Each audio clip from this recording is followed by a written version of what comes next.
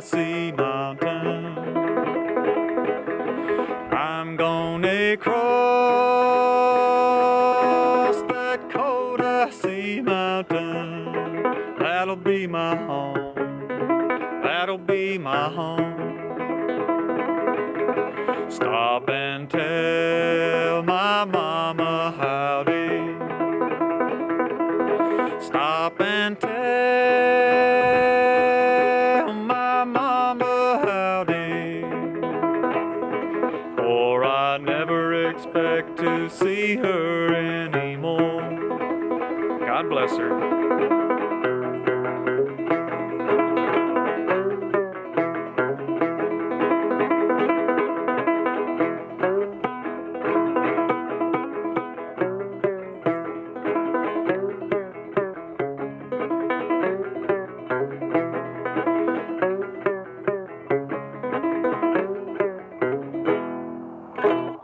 Hey everybody, I just wanted to show you the latest banjo build. This one's hot off the bench. This is number 18, the 18th banjo that I've made, the second gourd banjo I've ever made.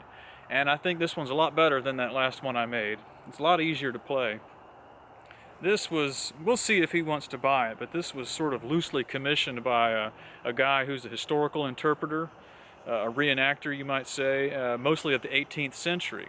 So it's pretty hard to come by a banjo that would be authentic for the 18th century. Lots of people are making, 19th century minstrel style banjos, and that's great for Civil War period reenactors. But if somebody wants to play a banjo that sort of fits the 18th century, that's tricky.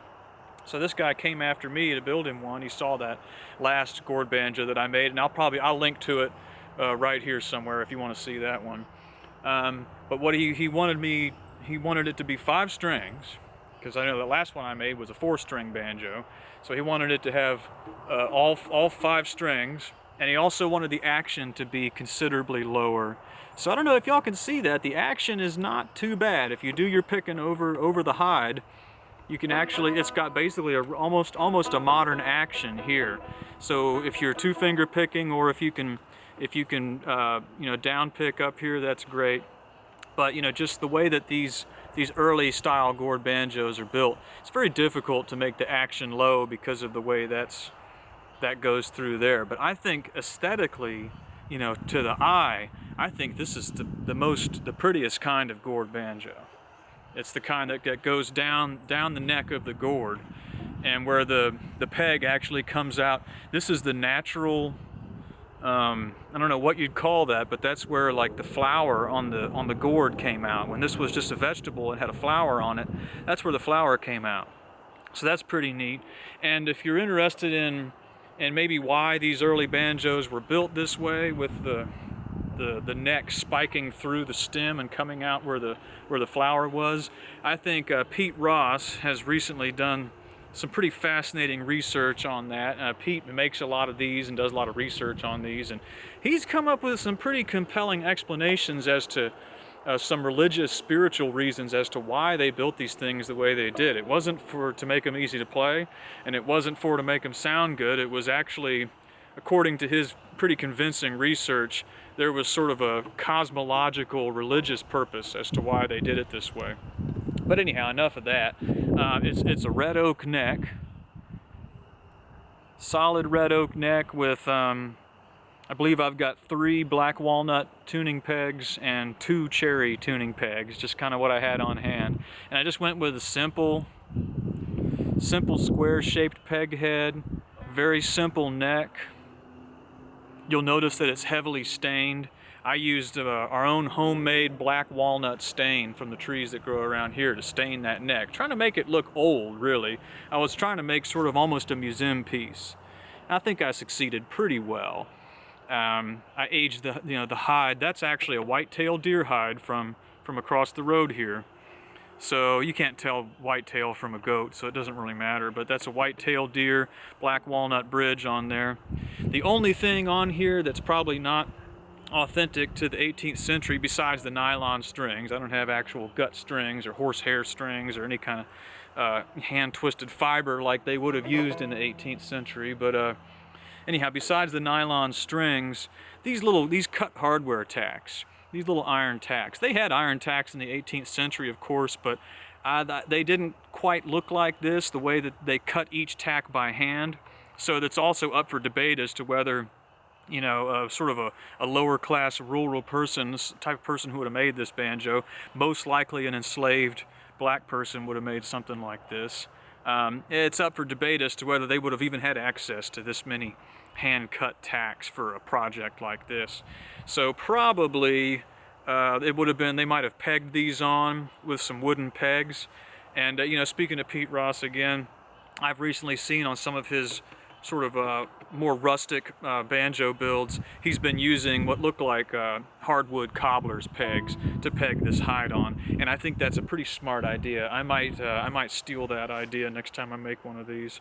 But the tacks work, and the tacks do look good. But if we're really nitpicking, those are not appropriate to the 18th century. But you know, who's to say?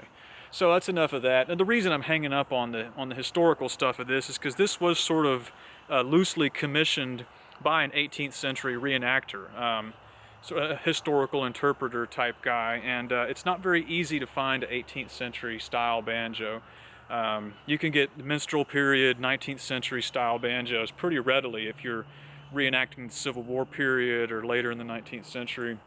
But if you want an authentic 18th century style banjo, pre-Civil War, pre-minstrel period, it's not so easy to come by. You have to find, there's just a few makers who are doing actually historically authentic ones, or we're attempting to.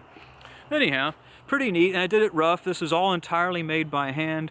I left a lot of the tool marks on here, you know, for looks. It looks more handmade that way. Basically, I drill a hole there. I've got a oak peg that I tapped into the end of my oak neck, and it slides down the hole here where the stem of the gourd was. And the only thing, I've simplified my method as opposed to the last one I did, the only thing that I've done here is I tapped a black walnut wedge in there, a slightly tapered wedge. I tapped that in there with a little bit of glue on it until it wouldn't go any further. Then I drilled a hole and I tapped a hardwood, that's a maple peg, I tapped a hardwood peg down in there. So that's all that holds this together. And you'll see, I mean, it's solid, it's not coming apart. Pretty neat.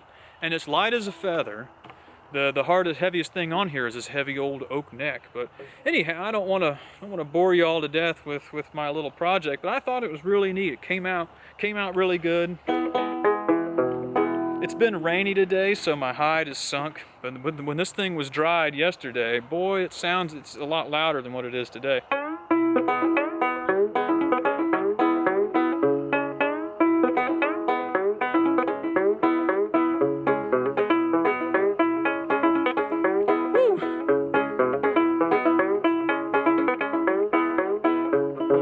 It's a hot rod, isn't it? Okay, well, thanks for looking, everybody. You'll see me soon.